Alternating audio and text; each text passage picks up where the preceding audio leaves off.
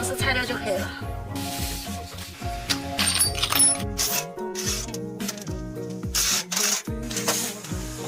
哎，慢点。是不是来听一下就这里响？你帮我去后面扶起来，我把这个看一下能不能倒出来。哦，好的。在这里出不来，出不来。不行。只到这个位置。你这有没有切割机啊？我们给他给我开。有的，有的。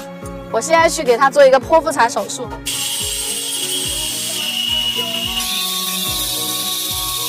用笔做一个记号，盘完了等会儿装不上去。故障原因就是这个3元催化散掉了。